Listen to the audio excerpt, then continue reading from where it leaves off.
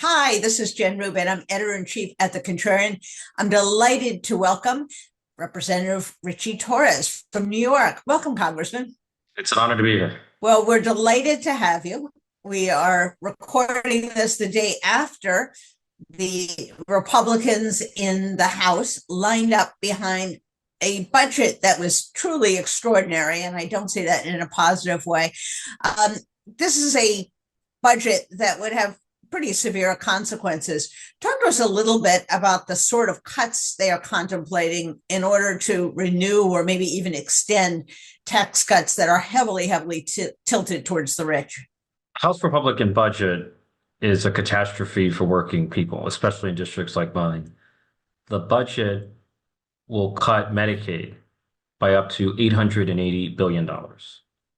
It will cut education by up to $330 billion. It will cut SNAP food assistance by up to $230 billion. So the budget at its core is a regressive redistribution of wealth. It is essentially defunding healthcare and food in order to finance $1.1 trillion worth of tax cuts just for the top 1%. For me, it is an absolute betrayal of working people, and it makes a mockery of the kind of populism that Donald Trump has long been feigning in American politics. And a district like mine is going to be the hardest hit. I represent the poorest congressional district in America.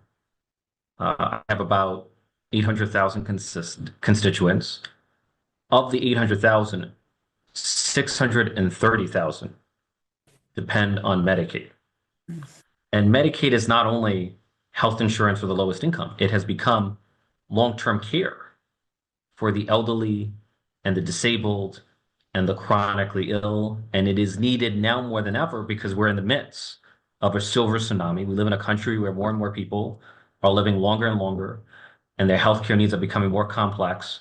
And we need more funding for Medicaid, not less. We need more home care, not less.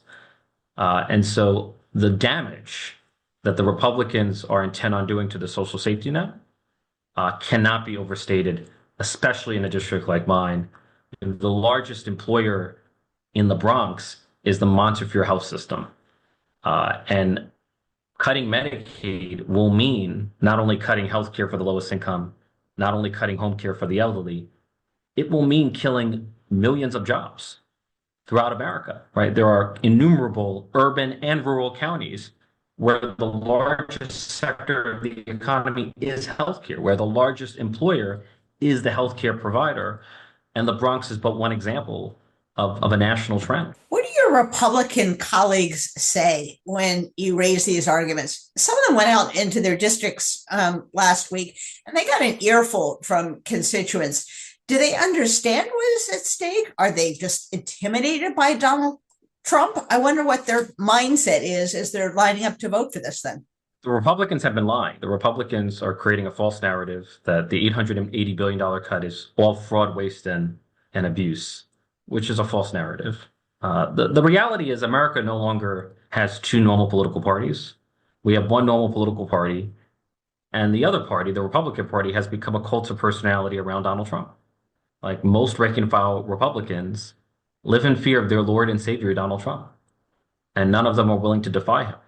I mean, these Republicans are willing to cost their states millions of jobs and billions of dollars in healthcare funding simply to show unquestioning obedience to their Lord and Savior, Donald Trump. And I find it to be more than nauseating. I find it to be disgraceful.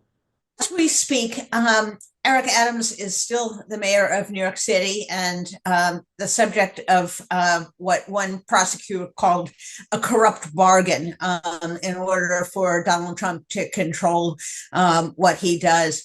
Aside from the merits of whatever charges, what concern do you have that Donald Trump will use indictments to, in essence, boss around America's mayors or governors or congressmen or anyone else? Concerned that Donald Trump is in the process of orchestrating a hostile takeover of cities like New York. And what I found notable is Donald Trump chose not to pardon Eric Adams, not to permanently drop the charges, but only to do so temporarily in order to preserve the possibility of a reindictment. So the fear of a reindictment keeps Eric Adams permanently under the thumb of Donald Trump. Like Donald Trump has leverage to coerce the mayor of New York, the mayor of America's largest city, to do whatever he wants. And Donald Trump feels emboldened by the Supreme Court's decision granting him absolute immunity for the exercise of what the court describes as his core presidential powers. So, thanks to the Supreme Court, Donald Trump is more emboldened, more aggressive, more vindictive than ever before.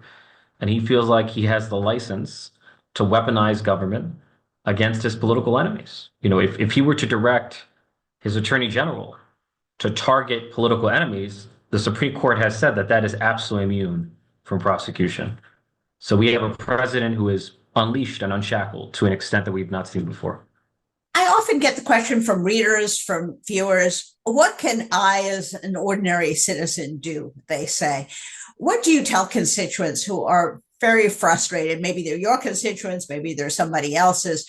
What can average people do in order to try to put an end to this or slow this down? Be engaged, because if you do not care enough about your democracy to be engaged, then no one else will. And we know that mobilization works. When Donald Trump froze federal funds for a wide range of federal programs, the backlash was so overwhelming that he had to back off, not fully, but partly. So we know that the outside game mobilization works.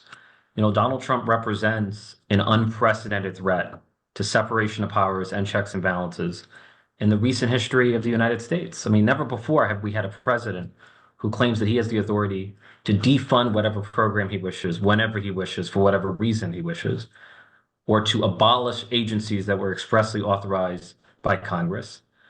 And then he has Elon Musk and his team of 20-year-olds, barging into federal agencies, accessing the sensitive payment and personnel systems of those agencies, firing masses of employees, many of whom are veterans.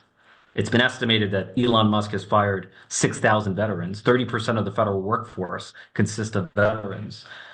And most egregious of all, Elon Musk and his team have been given access to the nation's checkbook, to the nation's bank account, without proper security clearance. I held a town hall in my district, and I received more questions about Elon Musk than I did about Social Security and Medicare. Like, people are outraged that Elon Musk is violating the data privacy of millions of Americans.